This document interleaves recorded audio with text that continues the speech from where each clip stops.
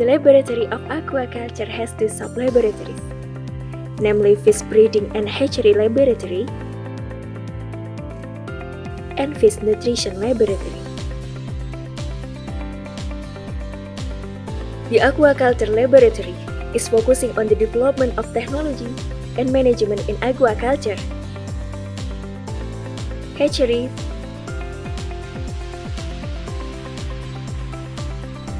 genetic improvement, and feed production by utilization of local raw materials.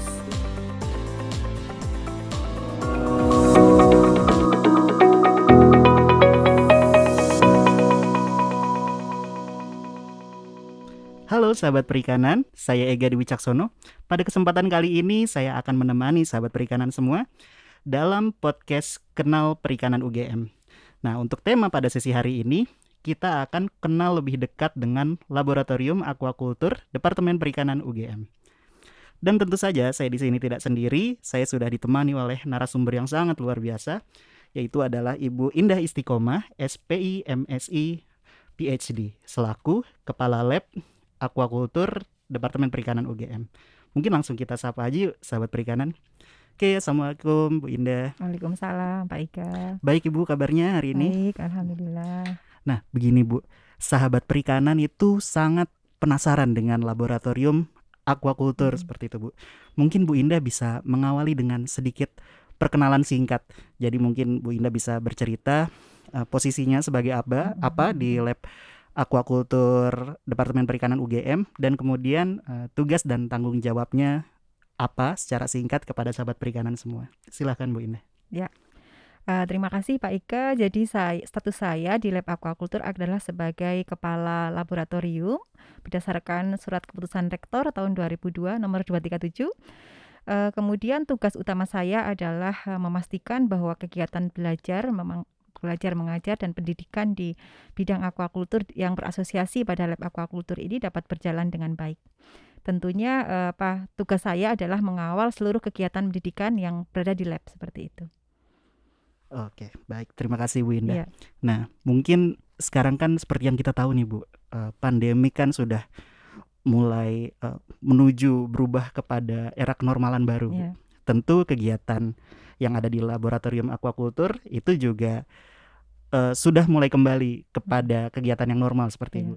Nah, mungkin Bu Indah bisa menceritakan kepada sahabat perikanan semua kira-kira aktivitas seperti apa Bu yang saat ini sedang dilakukan di laboratorium aquaculture Departemen Perikanan UGM Bu. Baik, terima kasih Pak Ika. Jadi mungkin saya tadi melanjutkan lagi tentang tugas saya gitu ya. Selain memastikan pendidikan berjalan, saya juga punya tanggung jawab untuk memastikan bahwa seluruh komponen di dalam laboratorium kita ada 9 dosen dan juga ada laboran dan juga mahasiswa.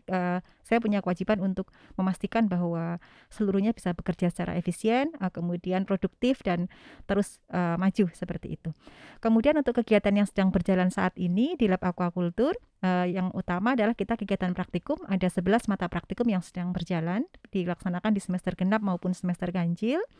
Kemudian kita juga ada kegiatan penelitian gitu ya, yang fokus pada pengembangan teknologi aquaculture, mulai dari aspek kualitas air, aspek rekayasanya, kemudian aspek genetika dan aspek pakan seperti itu.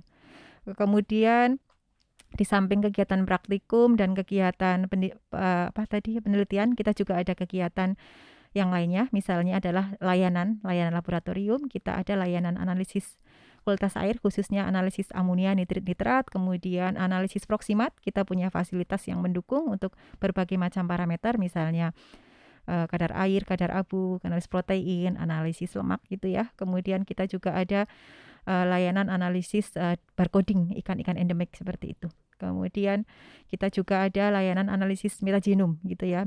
Metagenom maupun mikrobiom itu bisa kita laksanakan. Saat ini kita udah ada beberapa klien yang berkolaborasi dengan kita, terutama adalah pihak-pihak swasta seperti itu. Kemudian untuk ke depan kita saat ini sedang mengembangkan ini dalam proses persiapan. Jadi kita sedang pesan, alatnya belum datang ya. Kita akan punya fasilitas PCR gitu ya, khusus di lab itu, tapi untuk layanan. Jadi nanti kita akan memperluas gitu ya layanan kita pada hal-hal yang berkaitan dengan PCR seperti itu. Sebenarnya di departemen ada ya di lab lain gitu, tapi di aquaculture akan kita kembangkan khusus untuk layanan, bukan untuk praktikum. Mungkin itu ya. Oke, Bu Indah. Terkait tadi kan banyak sekali nih Bu kegiatan yang dilakukan di lab aquaculture begitu. Nah, mungkin Bu Indah bisa memberikan sedikit informasi nih untuk sahabat perikanan semua terkait kira-kira sumber dana dari kegiatan-kegiatan tersebut itu mungkin bersumber dari mana begitu Bu? Silakan. Iya, terima kasih Mas Eka. Tentunya untuk pelaksanaan pendidikan itu misalnya untuk praktikum itu dananya adalah dana dari universitas gitu ya. Kemudian yang harus kita mencari mandiri itu adalah dana untuk riset gitu. Memang universitas menyediakan dana ya untuk penelitian dengan hibah-hibah penelitian.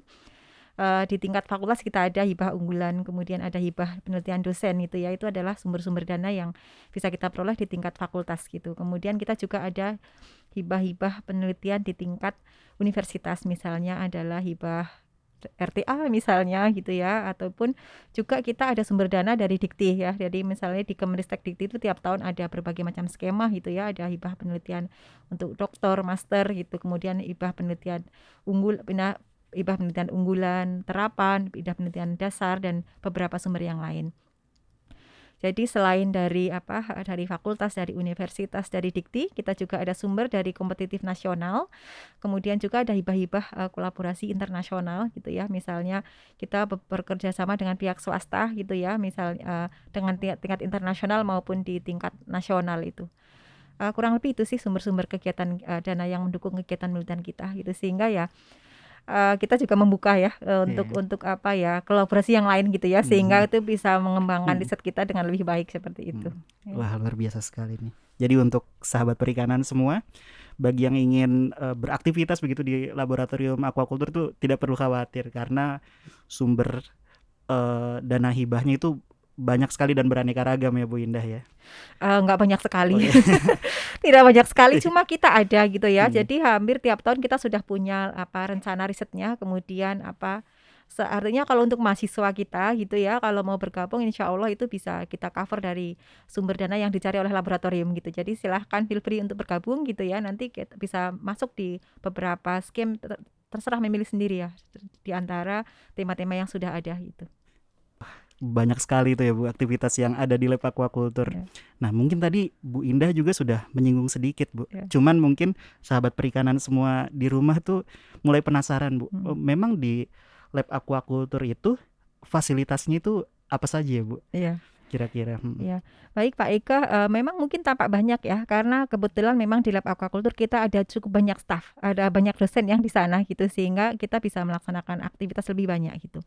Kemudian untuk fasilitas kita kebetulan punya 8 unit ya, 8 ruang pendukung kegiatan di lab gitu ya, mulai dari unit-unit perbenihan dan genetika, kemudian unit pakan, kemudian unit budidaya air tawar, unit budidaya air laut, unit budidaya air payau, dan juga beberapa ruang pendukung lainnya gitu, sehingga itu sebagai sarana pendukung dan penunjang bagi seluruh peneliti ya yang akan melakukan aktivitas di lab aquaculture gitu.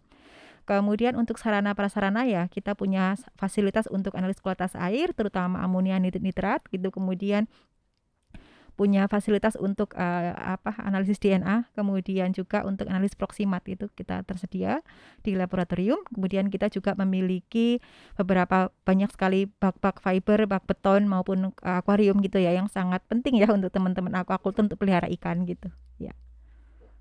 Luar biasa Bu. Mungkin kalau tadi Bu Indah sudah menyinggung tentang banyaknya aktivitas dan juga dengan fasilitas yang luar biasa lengkap seperti itu ya Bu. Mungkin bisa juga diceritakan kepada sahabat perikanan semua terkait kira-kira teknologi atau temuan seperti apa begitu Bu yang sudah dihasilkan di laboratorium aquaculture ini Bu. Silakan. Baik Mas Eka, mungkin saya share beberapa yang temuan utama gitu ya yang sudah dihasilkan dari lab aquaculture dengan tim dosen semua gitu ya. Yang pertama mungkin tahun 2012 kita sudah rilis ikan nilasa, yaitu adalah strain ikan nila gitu ya yang unggul ya, tahan penyakit dan juga punya sifat tumbuh yang baik gitu ya. Itu sudah dirilis dan diresmikan dan sekarang sudah dipakai di masyarakat gitu ya. Selain itu saat ini kita sudah punya beberapa produk riset gitu ya. Misalnya adalah formula pakan gitu ya, formula pakan fungsional gitu ya yang berbasis pada ekstrak-ekstrak dari dedaunan gitu yang punya fungsi imunostimulan gitu. Itu udah sudah kita publikasi gitu ya, sehingga siap untuk dirilis di masyarakat gitu ya. Kita juga punya teknologi pengelolaan kualitas air mulai dari sistem aquaponik, kemudian sistem resirkulasi, kemudian sistem budidaya menggunakan shelter bertingkat dan beberapa teknologi yang lain seperti itu sedang berkembang gitu. Wah, luar biasa sekali nih Bu. Kalau tadi saya dengar mungkin dari banyak aspek ya Bu, aspek dari kegiatan aquaculture seperti itu, dan memang cukup relevan ya dengan isu-isu aquaculture kontemporer seperti itu Bu ya. Nah, sekarang mungkin bagi mahasiswa dan peneliti nih Bu, yang mungkin sekarang setelah mendengar fasilitas yang ada dan semuanya itu berkeinginan untuk penelitian di Lab Aquaculture Departemen Perikanan UGM ini Bu. Kira-kira mungkin adakah prosedur tertentu atau aturan-aturan tertentu yang harus dipenuhi begitu Bu? Iya, baik. Jadi di Lab Aquaculture kebetulan kita punya banyak ruang gitu, sehingga daya tampung kita terhadap researcher itu cukup banyak gitu ya. Tentunya yang pertama kita prioritaskan adalah mahasiswa gitu ya, yang akan melaksanakan penelitian untuk tugas akhir. Itu ya bisa untuk mahasiswa sarjana, master maupun dokter gitu ya, dari perikanan maupun di luar perikanan juga terbuka gitu ya. Kita juga sangat open terhadap kegiatan mahasiswa, misalnya kegiatan PKM gitu ya. Kita juga membimbing beberapa program PKM mahasiswa gitu ya. Kemudian kita juga terbuka untuk kolaborasi dengan masyarakat umum gitu. Apabila ingin melaksanakan penelitian di lab itu peluang sangat terbuka gitu ya. Kemudian di luar penelitian kita juga ada jasa layanan gitu ya. Jadi itu juga dengan anytime gitu ya, kita welcome untuk siapa saja masuk ke dalam lab untuk kolaborasi dengan kita seperti itu. Oke, Bu Indah, tadi kan sempat disinggung nih Bu terkait layanan. Nah, mungkin Bu Indah bisa menceritakan kepada sahabat perikanan semua terkait misalnya ada petani, petambak atau pelaku usaha nih Bu yang ingin memeriksakan mungkin kadar amonia dan sebagainya. Itu bagaimana Bu prosesnya untuk bisa memperoleh layanan tersebut di laboratorium aquaculture? Ya, terima kasih Mas Eka. Jadi kita one window ya. Jadi semua lewat pintu departemen. Jadi pertama adalah bisa menghubungi departemen untuk appointment kapan sampel dapat dikirim gitu. Tentunya ketika dari departemen ada request untuk analis tertentu, maka kita akan kontak laboran kita yang mengerjakan gitu. Apakah load pekerjaan beliau sudah memungkinkan atau belum untuk melaksanakan analisis gitu ya. Setelah itu kemudian artinya pertama kontak departemen untuk appointment kapan kira-kira sampel bisa dikirim gitu ya. Kemudian nanti sampel dikirim ke sini. Jadi kita nggak bisa pick up sampel. Mohon sampel dibawa ke departemen, nanti akan dari departemen akan bisa diantar ke laboratorium. Kemudian untuk durasi penyelesaian kita membuat semacam jaminan gitu ya, dalam maksimal 1 minggu setelah sampel datang hasil udah bisa diperoleh. Terutama apalagi kalau kualitas air 2 hari selesai ya, hari ini besoknya udah kita selesaikan laporannya seperti itu. Ya. Dan ini sebenarnya terbuka tidak hanya untuk petani ya, mahasiswa juga boleh dari kampus lain kalau memeriksakan sampel dengan prosedur yang sama gitu. Oh iya. Baik. Wah, berarti cukup cepat ya Bu prosedurnya, itu langsung dijamin 1 minggu selesai begitu. Iya, mudah-mudahan itu sih standar kita ya, mudah-mudahan bisa kita pertahankan gitu ya. Nah, ini juga Bu, mungkin sahabat perikanan juga penasaran. Kan sekarang kan eranya MBKM Bu, Merdeka Belajar Kampus Merdeka seperti itu. Tentu kan itu memberikan kebebasan bagi mungkin mahasiswa, dosen atau peneliti itu untuk ingin melakukan kolaborasi dengan laboratorium aquaculture di Departemen Perikanan UGM ini. Nah, mungkin Bu Indah bisa memberikan sedikit arahan begitu, seperti apa prosesnya atau bagaimana bisa melakukan kolaborasi dengan laboratorium aquaculture ini. Iya, baik. Mungkin saya akan menceritakan bagaimana prosedur untuk bisa melakukan kerjasama di bidang penelitian maupun pendidikan gitu ya. Prinsipnya kita terbuka, kemudian untuk kolaborasi kita ada antar instansi itu harus ada MOU. Jadi pertama ya bisa kontak kami gitu ya ke departemen atau langsung ke Kaleb gitu untuk nanti cara kita rancang bagaimana bentuk kolaborasinya gitu, nanti diikat dalam sebuah dokumen formal namanya MOU, nanti di tingkat di tingkat fakultas gitu ya, untuk kemudian nanti dari MOU itu kita buat perjanjian kerjasama, kemudian seperti apa deskripsinya, kemudian hak hak dari masing-masing pihak, kewajiban masing-masing pihak seperti apa, kemudian itu bisa kita laksanakan seperti itu. Luar biasa. Berarti tidak hanya mahasiswa dan peneliti dari Departemen Perikanan UGM saja ya Bu yang bisa memanfaatkan fasilitas ini, dan tentu dengan tambahan persyaratan-persyaratan lain seperti itu. Nah, mungkin karena sekarang kita sudah di penghujung sesi nih Bu, mungkin Bu Indah bisa menyampaikan nih kepada sahabat perikanan semua mungkin closing statement Iya. tentang apapun Mm-mm. terkait dengan laboratorium. Baik, mungkin closing statement saya sampaikan apa ya, mungkin kalau untuk kegiatan praktikum kan mungkin semua sudah tahu ya, tapi mungkin untuk penelitian yang sedang berjalan gitu ya, kami sampaikan bahwa saat ini kita sedang fokus gitu ya pada, sebenarnya fokus kita pada sustainable aquaculture gitu ya, tapi kemudian kita jabarkan menjadi beberapa kegiatan. Yang pertama berkaitan dengan genetika, kita sedang meneliti tentang proses cryopreservasi kunat ikan dan juga pengembangan DNA barcoding beberapa spesies endemik gitu. Kemudian untuk tentang teknologi pakan, kita mengembangkan formulasi pakan fungsional gitu ya, dengan kerjasama dengan pihak swasta gitu ya. Saat ini dengan CJ Feed Semarang, dengan Sinergi Samudra Biru Batam gitu, dan juga Dinas Perikanan di sekitar DIY gitu ya. Sehingga di situ kegiatan cukup aktif berjalan gitu, dan sangat welcome terhadap mahasiswa untuk bergabung dalam kegiatan tersebut. Kemudian kita juga sedang mengembangkan kita menuju ke smart aquaculture gitu ya. Kita mencoba menggunakan solar system gitu ya pada budidaya kakap, dengan kita komunikasikan dengan beberapa device sensor gitu ya. Meskipun itu masih dalam proses pengembangan, sehingga kita sangat terbuka ya untuk mahasiswa bergabung dalam kegiatan tersebut. Kemudian kita juga dalam proses pengajuan pengembangan produk bakteri-bakteri nitrifikasi gitu ya, untuk dapat diaplikasikan dalam sistem resirkulasi aquaculture gitu ya, sehingga diharapkan nanti itu akan menjadi produk yang bisa diadopsi oleh masyarakat, sehingga kita sangat terbuka ya, welcome sekali dengan seluruh mahasiswa untuk bergabung dalam kegiatan kita saat ini. Luar biasa. Ya.